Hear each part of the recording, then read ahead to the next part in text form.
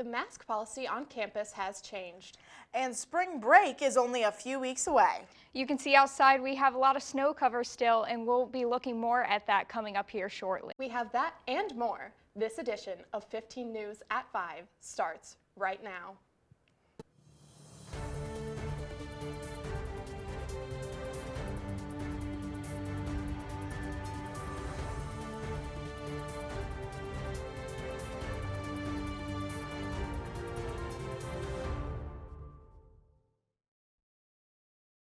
Thank you for joining us on 15 News at 5. I'm Bella Pittman.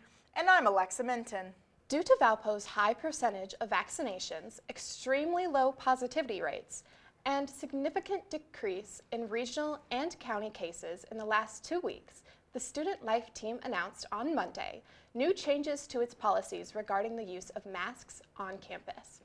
As of Wednesday, February 16th, until further notice, all vaccinated students, faculty, and staff are required to mask only in academic classrooms, laboratories, and at required academic events.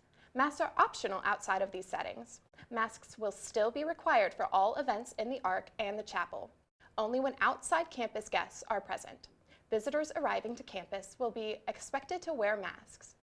Unvaccinated individuals will still be required to wear a mask on campus at all events at all times. As a reminder, all eligible students are required to have a COVID-19 booster shot by February 28, 2022.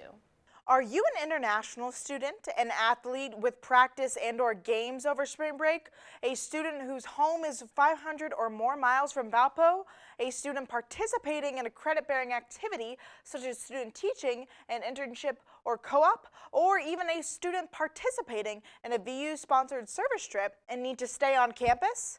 The spring break housing application is now open. You can find it by going to Data VU, then Housing, and then Meal Plan Self-Service, and locate it under the Applications tab. The application must be submitted before Monday, February 21st at 5 p.m. The residence halls will close for spring break on Saturday, March 5th at noon and will reopen on Sunday, March 20th at noon. If students have any questions, they can contact the Office of Residential Life at reslife@valpo.edu or their phone number at 219-464-5413. Students, have you thought about what classes you want to take next semester? The Office of Registration announced that the registration for fall 2022 classes will open on March 31st. Students will be able to view their registration start time in Data View by spring break. However, students must make an appointment with their primary advisor before they can register. If you are unsure who your advisor is, you can go to My Profile in Data View.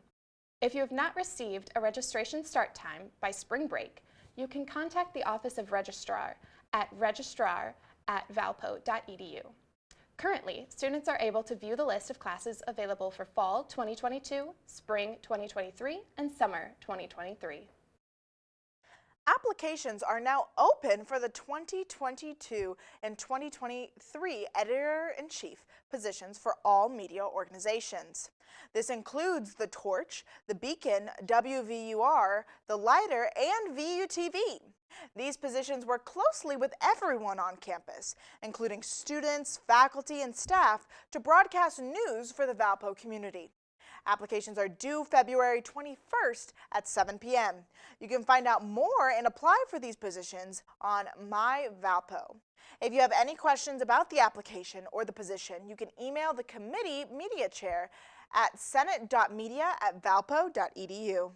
Valparaiso University announced Monday that Doug Tuga, Professor of Electrical and Computer Engineering, will assume the position of Dean of the College of Engineering. This was effective Monday, February 14th.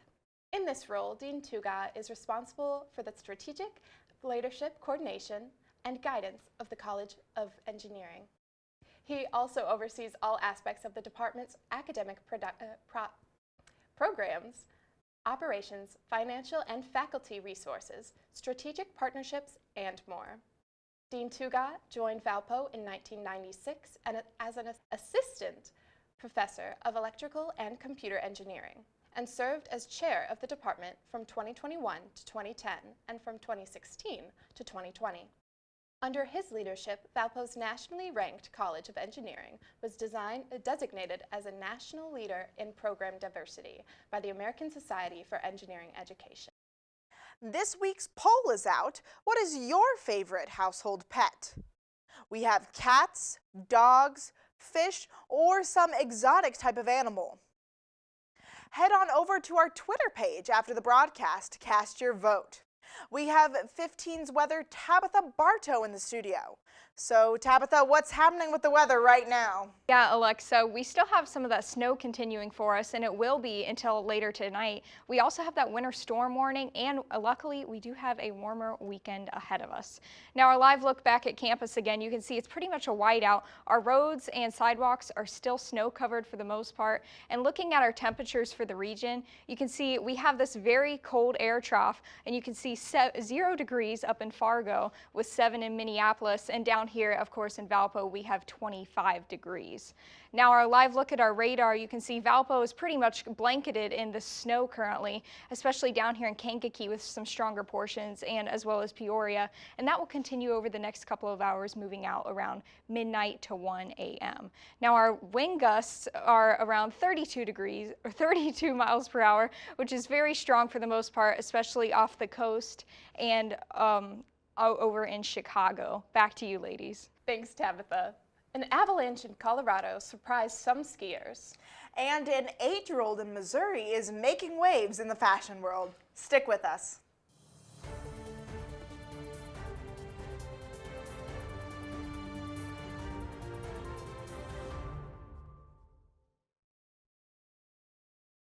A skier in Colorado is A-OK after getting caught in an avalanche and hurled over a cliff. Incredibly, the man's mother, who was also swept away in the avalanche, was able to find him and treat him. Spencer Wilson reports. Helicopters and dog rescue crews rushed to the scene, but they didn't end up using them. By the time we were all here responding, they were already on their way down. The two were going back up to grab some gear they left the day before when the sun cut across a ridge and started that slide. He was actually tumbling and he was in a train trap. The avalanche carried him over a cliff. So he is very, very lucky that he has nothing but very minor injuries. They estimated he was thrown 200 to 300 feet in that slide and down a 50-foot cliff at the least. His mother found him. It took her about 10 minutes to get to him. He was buried about waist deep, and she dug him out, and she's a physical therapist, so she tended to his injuries. We certainly had a good outcome. The person involved is pretty shook up. It's definitely a traumatic experience, especially this is a pretty experienced person in the mountains. But they came away with really what looks like minor injuries, and that is a good outcome. An outcome that could have been so much worse had luck not played a significant role. An 8-year-old in Missouri is making waves in the fashion world. He's about to design his 3rd clothing line for the national website.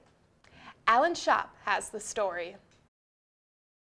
I just kind of followed a little bit of my style. 8-year-old Camden McGraw knows a thing or two about fashion. I think a lot of boys love camo. I mean, he really knows this stuff. They have that little pocket right there. Camden taking his skills and entering a national design competition on the clothing site Zulily. He won, meaning he got to design 2 different lines of kids' clothing for both boys and girls. There's a couple colors that I don't like a whole bunch.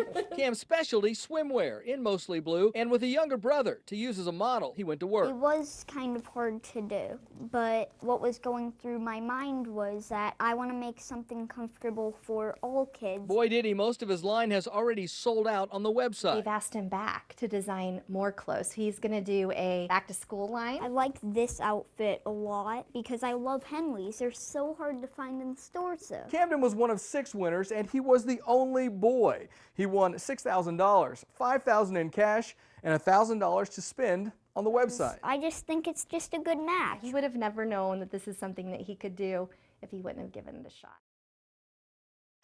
An exotic animal is back at home after escaping from its owner in Raleigh. He is a white-nosed coati mundi, coati for short. What's even more strange, it's not the first exotic animal to escape in the area recently. Aaron Thomas spoke with the owners. In North Carolina, there's some animals you wouldn't expect to see as pets, like this white-nosed quaddie. Kaylee Duke. And I'm Camden Willer. These two, the proud owners of Ryuk. He's about three and a half at this point. We've had him since he was 5 weeks old. With a distinct nose, sharp nails, and surprisingly strong tail, he prowled around and got loose near New Bern Avenue in Raleigh. Where is he? You know, what do we do? Yeah, why is he out? Just absolute panic. He was finally found at an exotic animal care hospital. Related to raccoons, but they're basically from Central South America. Dr. Tara Harrison from NC State's College of Veterinary Medicine describes quaddies as active animals that love to climb. And yes, they are legal to own. To own an exotic animal in North Carolina, you can own anything that's not native. So Quadamoni's not native. Ryuk's appearance comes as city leaders in Raleigh determine what wild animals residents can own. This after a venomous zebra cobra escaped a Raleigh neighborhood in the summer of 2021. And in Orange County, a pack of hybrid wolf dogs escaped their enclosure. Animal experts say quaddies aren't used to being pets, but with loving owners, He loves to give kisses. these two insist Ryuk and their other quaddie, Kuma, are in good hands. He has a really big enclosure outside with all kinds of stuff to climb on, and we let him out. We have dogs too, and they actually all get along and play together. Yeah. Aaron Thomas, WRAL News, Raleigh.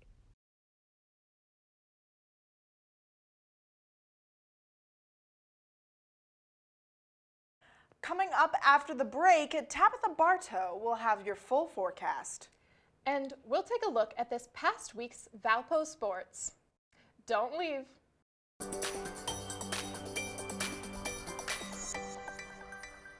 Well, we have quite the winter storm ahead of us. You can see we have all these winter storm warnings and winter weather advisories surrounding Valpo. And at the moment, you can see our radar. We still have those heavy bands of snow moving through our region as well. Current temperatures at the moment, 25 in Valpo, and we pretty much have 27 around in the close to the lake with Michigan City, and we also have 21 over in Chicago, and off to our west we're a little bit cooler with 18 in DeKalb.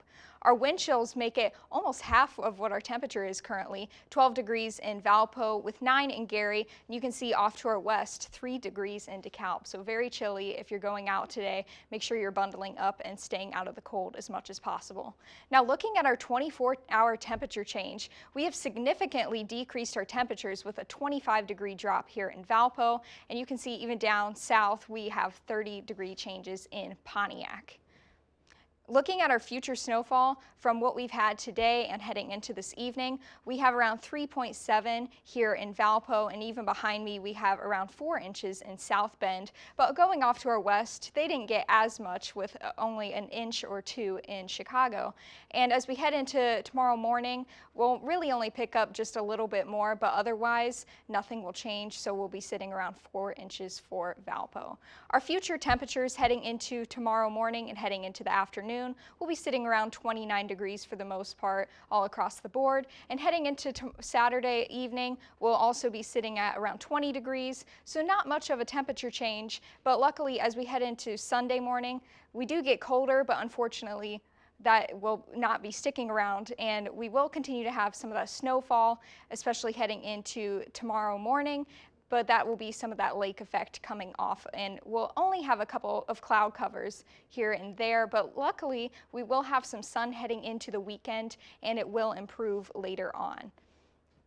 And as we keep moving in through the weekend as well, we will have some of that clearing. Now looking at our 7-day forecast, still pretty chilly for the most part, but the good thing is we have some of that sun on the weekend, and unfortunately heading back into next week, we'll have another cool down with a lot of clouds and potentially some rain showers. Thanks, Tabitha. After the break, we'll have a recap of this past week's sports.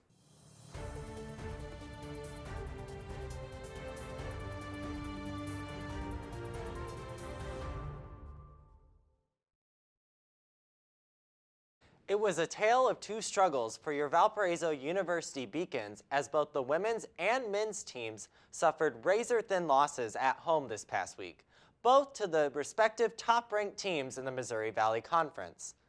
Women's basketball tipped off against the Illinois State Redbirds this past Saturday in the Arc. Coming out strong was sophomore Leah Ernest winning the opening tip and then scoring the first 8 points of the game for the Beacons. The teams would trade leads for much of the first quarter, with the 45-40 lead belonging to the Redbirds at the end of the half. Valpo opened up the half slow but quickly bounced back on a late 10-point run in the third quarter that put them within 6 of the Redbirds. Certified bucket getters Grace White and Carrie Weinman connected with the basket through a combination of backdoor layups and pass and shoot threes to bring the score to 66-69 in favor of the Redbirds. But ISU quickly regained a large lead late in the fourth quarter with 1 minute and 31 seconds to play in the fourth. Shea Frederick hit a critical three to bring the Beacons back within 3. But victory was not meant to be as ISU won 85-83. Men's basketball also saw early success against the current #1 MVC seed Loyola of Chicago Ramblers in the first half on Wednesday. Freshman Preston Rudinger opened up the scoring for the night after a steal, followed by a quick layup in the first 10 seconds of the game. Sheldon Edwards quickly followed with the go-ahead 3 that gave Valpo an early lead against the Ramblers. Valpo big men Thomas Kithier and Ben Crickey also established dominance in the paint, exchanging 3-point plays and game-tying shots throughout the night. The teams would go back and forth trading leads for almost the entire night, with Loyola scoring the final points and securing a narrow 71-69 victory over the Beacons. In national news, the NASCAR Daytona 500 is coming up on Sunday, February 20th, where 42 racers will be competing on the beaches of Daytona, Florida, to see who comes out on top. The Daytona 500 race, while on Sunday, is being preceded by full-throttle events and competitions for the entire week, leading up to the main event. Make sure to tune in and cheer on your favorite NASCAR racer. The Chicago Bulls have been making headlines this past week for both their 5-game winning streak and for forward DeMar DeRozan's incredible performance heading into the All-Star break. DeRozan has scored at least 35 points with over 50% shooting efficiency in his last 7 games, surpassing former record holder and all-time NBA great Will Chamberlain. DeRozan has also scored 30 more points in his last 8 games, the longest streak of any Bulls player since Michael Jordan in 1996. Be on the lookout for more Valpo athletics this coming week as women's softball heads south to South Carolina for the Charleston Invitational and men's baseball goes down to Memphis for a conference matchup. Go Beacons! After this week, I'm sure we've seen a lot of great action here within the ARC. Are you guys hoping that we see some more wins this upcoming season for our men's and women's basketball team? Yeah, I know our basketball team has been awfully close in the last couple games. I'd like to see them finally just tip that tipping point. I know they won in double overtime. I think it was either a week or 2 ago. So I wish they could have pulled it off last night. Yeah, we got some great shooters out there, so we're going to see them do good the rest of the season. I know it. Awesome. Well, after the break, we will have a final look at the weather. Well, the weather for us this weekend is really not looking the best for us, but on Sunday we do have a warm up at 41 degrees and 42 on Monday. But unfortunately, as we head back later into the week, we're going to get some rain, cooler temperatures, and maybe once again even some snow. Thanks, Tabitha. Hey, I have a question for you. Sure. This one came in from a viewer. What is your favorite pet? Oh, well, you know, I'm a huge fan of dogs, so I gotta say my favorite pet is my dog Bobo, because I know he's watching right now. That's so sweet. It was funny, we just talked about pets earlier in the broadcast. Yeah. I wonder if there's some exotic pet lovers out there, having any more Coati Mundis out there. No. As exotic as I get, I'm more of a chicken person myself. See, I kind of get exotic, but not really. But a lot of people that live in Southern Illinois, where I'm from, a lot of people have raccoons as pets. And honestly, if they're properly trained, raccoons are such amazing pets to have. They're so cute, their little hands. So adorable. If you have a question for us, send it our way on Facebook or Twitter, and we might answer it. You can send screenshots of forums, questions you've been asked, or questions that you have yourself. From all of us at VUTV, thank you for joining us this week. We'll see you next week on 15 News.